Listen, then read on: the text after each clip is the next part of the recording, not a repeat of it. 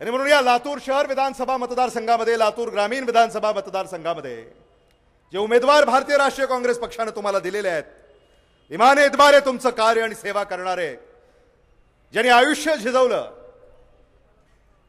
ज्या पक्षाने तुमची सेवा करण्यामध्ये आणि ज्यांनी काम केलं, त्या कामाची पावती तुम्हाला आता या येत्या 15 ऑक्टोबरला द्यायची आहे.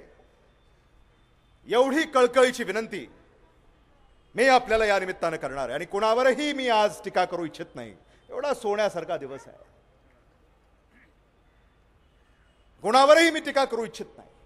आणि म्हणून काँग्रेसने काय केलं, काँग्रेस काय करणार आहे, हेच लोकांपर्यंत घेऊन जाणं हे आपलं येणाऱ्या 15 दिवसामध्ये काम राहणार आहे.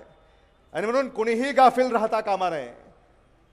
अहोरात्र परिश्रम करून या दोन्हीही विधानसभा मतदारसंघावर काँग्रेसचा तिरंगा फडकेल, तोपर्यंत आपण स्वस्थ बसणार नाही. हा संकल्प आज जोराशी बाळगून आपल्याला कामाला लागायचं आहे. यापेक्षा मी अधिक भाष्य या ठिकाणी करू इच्छित नाही.